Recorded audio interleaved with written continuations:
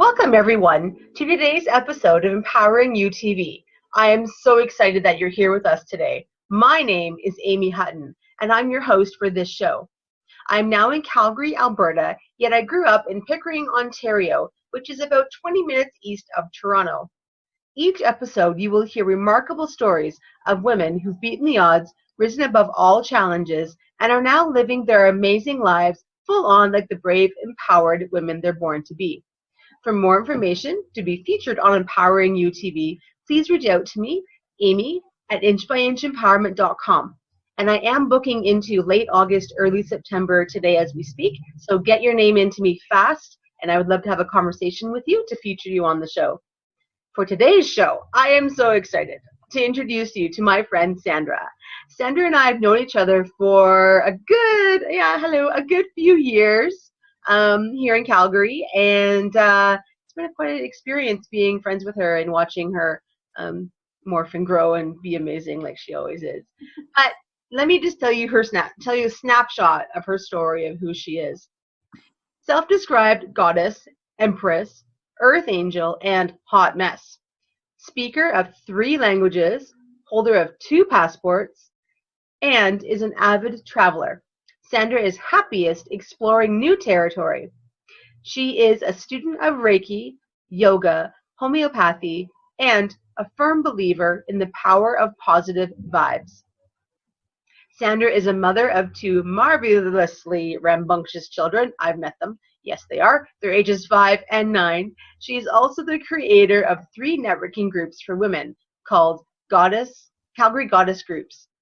Sandra is a sisterhood facilitator, reflexologist, and independent oils consultant with the Young Living Essential Oils. And they're awesome. I've had her services. It's great. She believes strongly in magic, intuition, following her bliss, and never giving up an opportunity for an adventure or great chocolate. Yes. Hey, Sandra, how are you doing today? Hi, I'm doing great. How are you doing? I'm doing awesome, although the sun just went away, so I'm not sure what that's all about. But so I shared with our viewers, our listeners, watchers, that you were in Calgary, but how about you tell us like how Calgary's situated and like where are you geographically? I am kind of in the far northwest, pretty close to the North Ring Road, so near a place called Beacon Hill, and yeah, it's pretty nice out here. You can get out to Cochrane or to the mountains really quickly. I really like that about it. Yeah, that's really sweet. I love how Calgary is like an hour and a half from the mountains in general. So Yeah, right here pretty much. Yeah. What in your life have you overcome? Can you care to share your story briefly with us? I would, and I'd like to kind of focus on my early years since that's kind of what you do with girls. I was actually just talking about this today with my best friend, and the things that, like you said, you overcome them, and they may stay with you a little bit in the background, but for the most part, to move past them shows that real strength and character. Mm-hmm. For me, we moved from Quebec to Alberta in 1980, so I was just beginning school. So I started grade 1 in Calgary in a pretty affluent neighborhood. My dad was hired for a job, and so we rented the house next to the boss, which happened to be right on Elbow Drive. So the school up the hill was where we attended. I was there from grade 1 to 5, and the challenges I faced there, it was kind of all about not fitting in, I was the odd one out. I really didn't seem to have the same kind of lives as these other girls did. They wanted for nothing. There was, a lot of trips to Paris over spring break, and when the whole Cabbage Patch doll thing craze came out, they had not just one, but they had 3, 4, 5 of them, and just kind of ridiculous over so my family couldn't keep up with that. We weren't rich by any means, so I kind of felt excluded from that world. and just kind of not like I had a whole lot in common with them. So I actually ended up leaving that school for grade 6. I had met someone at summer camp during the summer of grade 5, and I said, I've kind of had enough of this crowd, and maybe I'll have luck somewhere else. So I transferred over to their school, and I had friends kind of for the first time, and it felt really good. And then grade 7 came along, and the way our school system is that elementary is kindergarten to 6, and then there's junior high, middle school, which is 7 to 9. So I ended up back in school with all those girls that I had left for grade 7. And I think there's something about that very tender age of 12, 13 that, I don't know, I felt really extra susceptible to the hormones and to the the attitudes of these other girls who ended up being quite mean to me, to the point of slamming me into a locker, writing hate notes, things like that. So I remember sitting with the guidance counselor with my mom, and how are we going to address this? And the word victim came up, and that's kind of the first time I heard something like that, and it really rubbed me the wrong way, that whole mentality. And it was also right around that time that my mom started introducing me to things like the Center for Positive Living, which is now called the Center for Spiritual Living, and the concepts of you create your life with your thoughts. And I think it was really through learning about that philosophy and practicing it, and writing lists of positive things, and all the things she had me do. Every time I walked through a doorway, she would say, tell yourself you love yourself. Every time you walk through a doorway, or every time you see yourself in the mirror, say, I love you. These kind of practices came along for me right around that crucial time.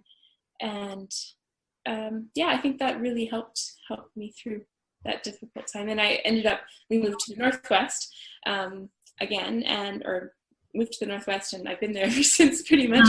I'm a Northwest girl. It's okay. And I ended up at a really great school for grades 8 and 9.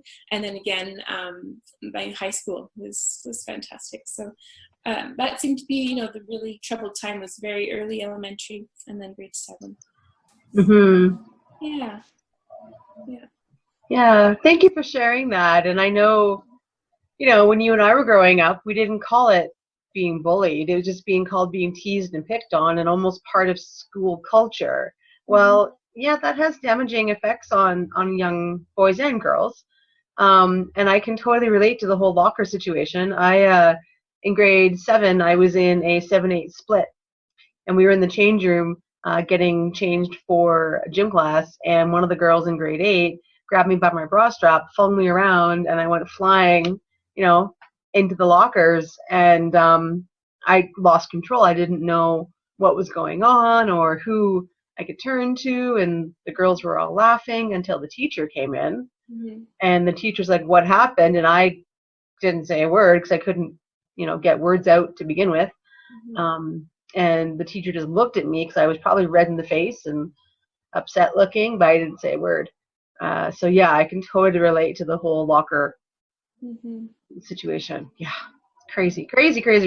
I will say though, and maybe you can relate to this, is I'm very grateful to when we were growing up in the late 80s that social media, internet, cell phone, like all that wasn't even a thought. Because I know you and I could go home and I was away from it all. Right. But today's kids, they don't have a place to go to feel really. I'm toying with the word safe, but I don't know if that's the right word to use. But yeah, kids don't have a place to escape, to just like let go of everything, I guess maybe is a different way to word it. Yeah. Yeah. So thank you for sharing that. Now, if you could change anything in your life that happened to you in your past, what would that be and why? Or why not? Like if you don't want to change a thing, why is that as well? I would not change a thing. I don't believe in having regrets. I think it's a waste of time. And every experience, especially the hard ones, have brought me wisdom and built that courage to overcome the next thing that comes along, you know. Mm-hmm. Absolutely nothing. And I am a true believer in that everything happens for a reason. So as hard as that is to believe sometimes, with what can happen, I trust in that. I do. Mm-hmm. Did not change a thing. Not change a thing. Nope.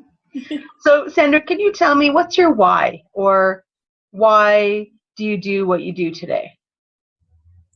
Oh, well, you know, it does relate back to that bullying. I'm going to call it that now, since that term now exists and I have access to it. I don't want anyone to feel that way. There's no reason why anyone should have to feel that way. And so, yeah, I could make it a personal mission of mine to stop it from happening whenever I can, to be inclusive. You know, that's one of my traits. I'm a very generous person. I believe in random acts of kindness, as well as, you know, not so random. I believe that is that's the way to go. Mm-hmm. Well, that relates to karma as well. So Yeah. And I've had beautiful expressions of that happening in my life lately. So it's pretty amazing to see it kind of come full circle, and just to keep giving, because giving feels good, but also sometimes you're on the receiving end. Mm-hmm. Yeah. So I know I've been a receiver of your gifts, and I was very grateful then, and I'm still am today. So, but I'm pretty sure, Sandra, this must go into what you do for your business. So what's your business about, and what do you do? I know you do a couple different things, so feel free to talk about any or all of it. Okay, well, I do a bunch of different things. When I quit the corporate world, or the corporate world quit me, I was actually leaving on my maternity leave with my daughter. And I'd already decided to take a reflexology course during that time. She's about 6 months when I started taking the course. And then I found out that my job no longer existed to go back to, so no more office for me. And I don't think I could have done it anymore. It was just too difficult. And I just found another thing I wanted to do, which I could use my gifts. So I learned reflexology first. And I also took a Swedish relaxation massage course a couple years after that. I also had another baby. So a lot of my early work, my entrepreneurial journey, was playgroups. So we would have the moms over with the babies, and we would talk about different topics that interested me. And so I, it's funny to come up with those terms, right, of how you're a parent or how you mother. But to me, I was really drawn to natural things like wearing my baby, nursing for a pretty long time, sharing our bed, and making our own baby food. And then we had someone come to teach us about baby massage. And baby yoga, you name it, and there's something out there that's kind of I want to call it alternative, kind of to the mainstream. Yeah, so that's what I started doing. And then whenever I had the chance to do the reflexology, it's always really been on a part-time basis, working around my children's schedule. And so now that they're getting older and getting into school, I'm branching into more reflexology. I took a facial reflexology course. Cool. Fascinating, yeah. And about halfway through the reflexology, I discovered the Young Living essential oils. So I added that to my business. And wow, it's really amazing how they complement each other, the two modalities. So I've been focusing mainly on those two things. But as you mentioned in the beginning, I've had a women's networking group now for over 12 and a half years. Yeah, so that's kind of been I'm a natural networker. I love to connect people. So that's kind of really a grassroots organization. It's kind of just myself and I. And bringing these incredible women together that I seem to meet everywhere I go. So yeah, that's been growing and growing. We have over 1,000 likes on the page, and yeah, I just do it because I love it so much. And awesome energy and the feminine rising, and this is what we need in the world right now. Yeah. Yeah. That's So yes, awesome. I do a lot of different things, wear a lot of different hats. But I love all of it. So that's what fuels me, my passion. Mm. Yeah. Now, with all those amazing things you do you have a testimonial you can share or a story of a client you've helped or worked with that's blossomed since working with you? Oh, well, I think the ones I love to work with most, I do specialize in pre and postnatal care. So, I mean, that's kind of intertwined with the goddess group. So, some of the goddesses who showed up at these events and who I became friends with and who became friends with each other, there's quite a lot of doulas in there. So the doulas work, of course, with pregnant ladies, and when they get kind of right to the end of their pregnancy, 37, 38 weeks, up to like 40, 41, 42, they're really overdue. Those are the calls I usually get, you know, can you help me? Mm-hmm. And I can definitely help in those situations, and, you know, quickly. And it's so rewarding to me to help someone who has, you know, the tree trunk legs where you can't even see the ankles, you know, and then an hour later they're like, oh my goodness, you know, I feel like brand new again. So that's so rewarding to me. Yeah. Yeah, reducing the swelling, and then after baby there's some techniques with nursing specifically, so different areas that I can teach them, the area that they can work on it themselves to alleviate anything that's going on there, and then combine it with oils, and you're good to go. So yeah, those are my favorite clients, I would say. That's awesome. Ladies. That's awesome. They Now, deserve it. yeah, so Sandra, let's switch our heads a little bit and talk about non-business things for a minute. Okay. And how do you stay empowered in your own life? That's a really good question. You're welcome. I think empowerment comes from being faced with challenges, and kind of feeling into the fear, and just going for it. So I learned a phrase earlier this year: confidence before courage. So kind of fake it till you make it type of thing. But I think that being faced with challenges, and even seeking some out, is a good thing to do. You know, getting out of your comfort zone, and you can feel that fear, but you can still go ahead, and that's the only way you're really going to grow. Yeah, that's a good one. Yeah, step outside that box, totally. Yeah. Every day if you're able, Exactly. or the opportunity arises. Yeah. And they do. Yeah. They're everywhere. Yeah. And do you have a book or a song or a movie or even just a quote that empowers you to keep going in your own life?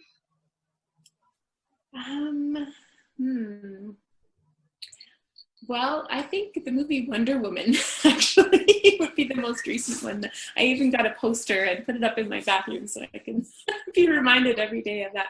It says grace, wisdom, power, wonder. You know, it's that Amazonian woman is in all of us, and that that fierceness and warrior, and it almost takes being pushed to a place of desperation to get in touch with that. And yeah, I've been there lately. Yeah, I have yet to see the movie. Yeah, I have yet to see that movie. I'm hoping it's still in the theater. Oh, go. Maybe I'll go this weekend if I have a moment Yes. to see it. Yeah, it'd be cool. And I many of my lady friends were like, "You have to go see the movie." I'm like, "Okay, I'll do my best to." Yeah, totally. So out of the things that you do and what you like to do to empower yourself, what is one simple step that our viewers can do today or tonight to empower themselves? What's coming to mind to me is yoga, and I know I should practice more of what I preach. But it's funny. Usually, when I'm out of my routine, when I'm away on a trip and I'm in a hotel, first thing I do in the morning, I'll have some water, and then I'll go out. Hopefully, there's a balcony attached to the room, and I will go and do like a 10-minute, 15-minute yoga practice. It's so easy to, you know, YouTube, find something and just breathe, stretch, you know, just get in your body and you know, take that time. Yeah, that's awesome. I'm saying it, and the last time I did it was, you know, last trip I took in June. So yeah, I love yoga, and I really I want to incorporate it into a daily thing. That's a good one. Awesome. Even just stretching and dancing. You just dance around to a piece of music. Yeah. Care of your body and being grateful for what it does for you every day. Yeah, totally. Now, what is a message you would want to tell the next generation of girls about empowering themselves? So, for example, think back to that young girl who was being thrown around into the lockers and stuff. What is something you would go back and tell your 11-year-old self something?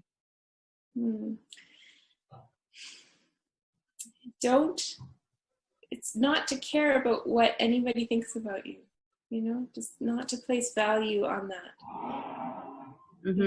I mean, what people think is their business, you know, and to do your thing, you know what I mean? Yeah. Whatever that is, and you know, hopefully together we can help create a world where people feel safe to do their thing. I mean, I recently saw that a friend's daughter came out as a transgender and wants to be referred to as he and him, and I think it's so wonderful that he felt safe to do that. So maybe, you know, maybe that change is already happening in the world. Yeah. Continue to foster it and to encourage it and let everybody be their true authentic selves, you know, shine their light. Yeah. I had a business teacher once of mine use the quote or use the phrase of thinking about the other people's thoughts of me is not my business, is also the lines of not my monkeys, not my circus. Yes. So in other words, it's their stuff. It's their drama, their ballpark they're playing in, not yours. Yeah, look at where it's coming from. People meet you where they are, right? Yeah. So, yeah, from their perception. Yeah. Yeah. Yeah. Now, who is someone, Sandra, you would want to thank who inspires you to be your best self, who's helped you when going through a difficult time? If you could write a thank you card to that person, what would it say and who is that person? Yeah, first it is my best friend, who I mentioned earlier. She came to visit. We worked together at the Canmore Folk Festival all weekend. So, and she invited me to be a part of that team about 6 years ago. So she's been in my life for a good long time. Her kids babysit for me. And I don't know what I would have done without her these past few months. I left my marriage and she took me in. Let me stay in her house with my kids every other week and for 3 months. And, you know, opened her home and her heart and her pantry and made sure I was fed and nourished on many levels. So yeah, I don't think I could put it into words how grateful I am for her. Yeah. She's the best. And that's awesome. Yeah. Now I'm crying. Aww. I'm so fortunate. I have so many wonderful people in my life. Yeah. That's really cool. It is amazing. Aw, that's great. So here's one thing I want to offer to you and to anyone watching, listening today, is something that my business teacher suggested, and I took him up on the suggestion, and it was really wonderful. So in January of this year, I chose 3 women who helped me through 2016.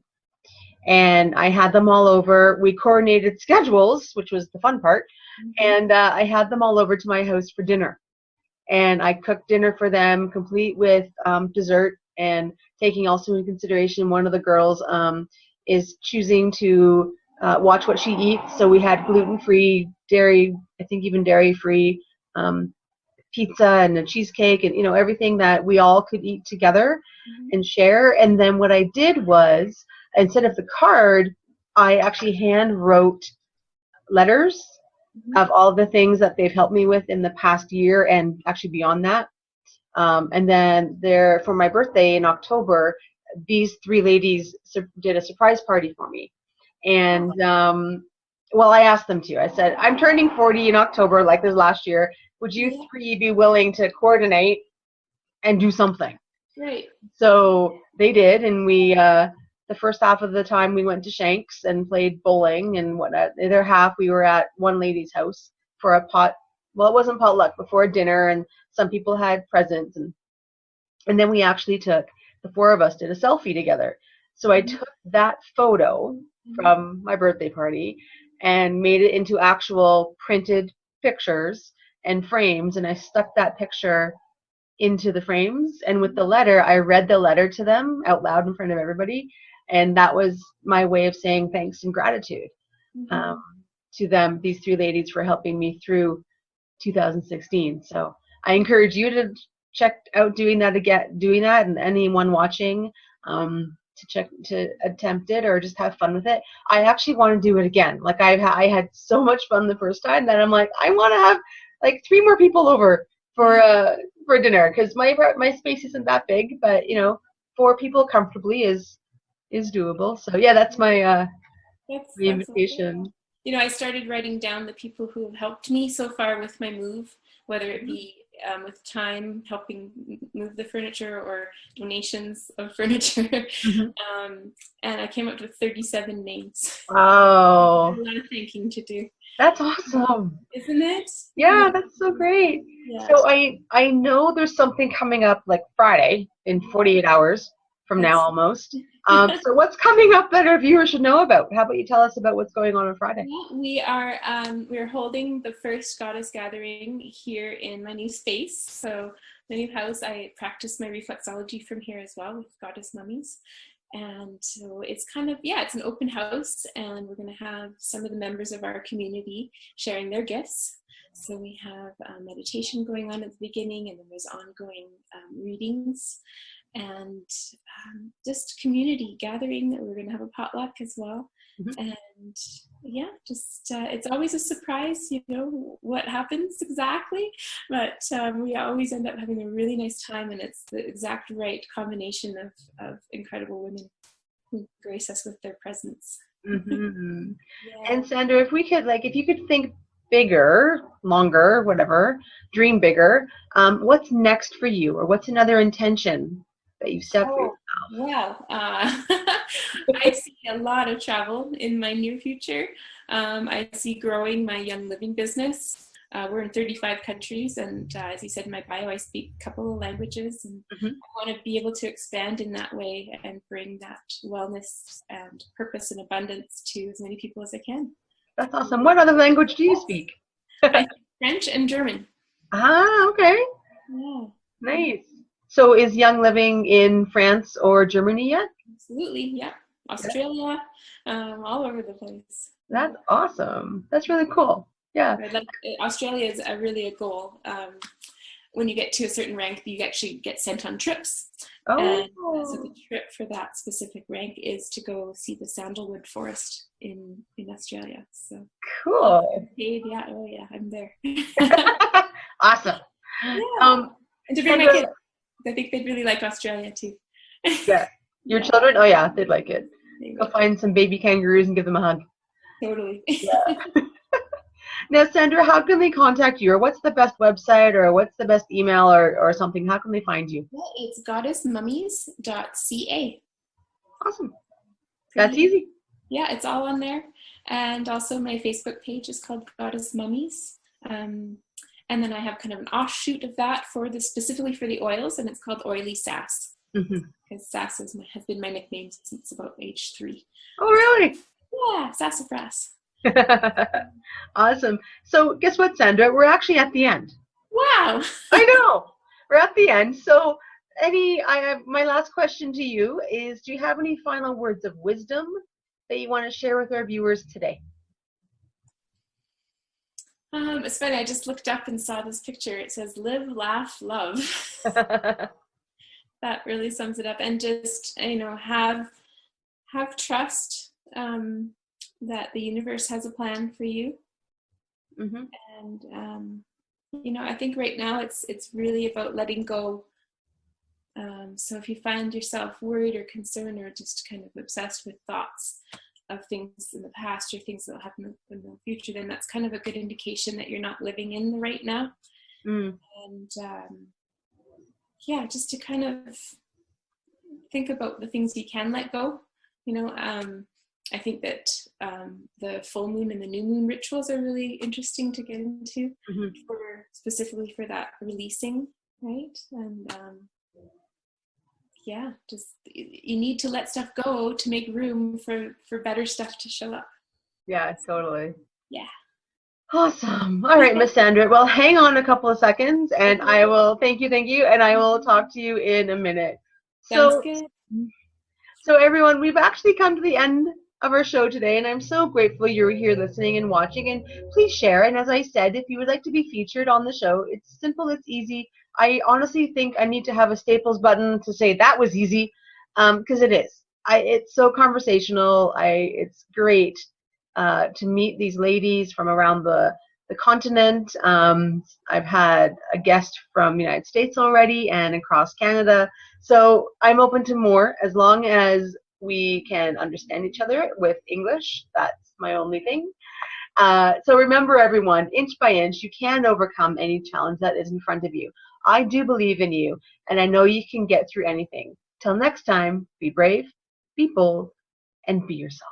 Take care. Bye.